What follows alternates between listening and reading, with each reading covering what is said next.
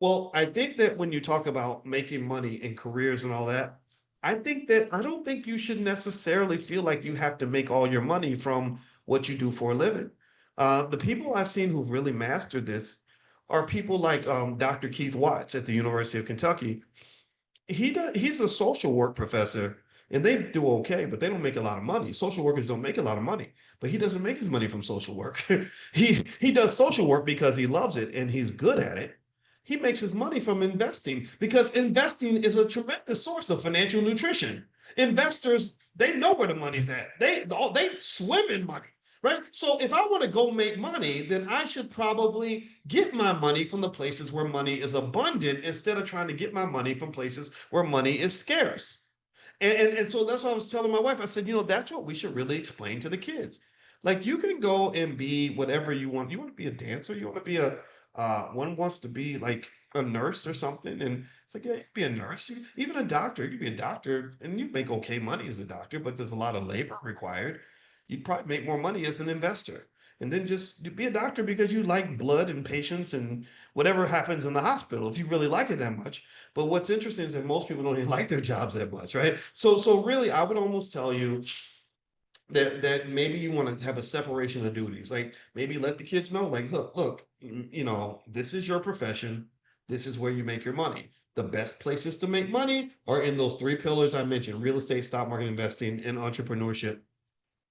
Jobs don't even compete. It's not even close. All right, so let's move on. All right, so let's look at the warning signs, things you want to look out for if you hit level three. Number one, stop trying to look rich. I see a lot of people that get to the stage and they want to just impress people that don't even matter and buy a bunch of crap they don't even need. Maybe they get convinced that every time they go out to dinner with family members, they're supposed to always pay for it. All these things will eat through your finances.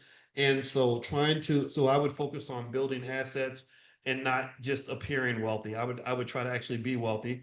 Diversification is critically important. Don't, so a lot of people might, for example, put most of their wealth in their home equity. That's a mistake. You pull some of the equity out, put some of that money in other places. The stock market, don't just buy one stock, diversify nationally and globally to make sure your money's not in one place. I don't even keep all my money in one account.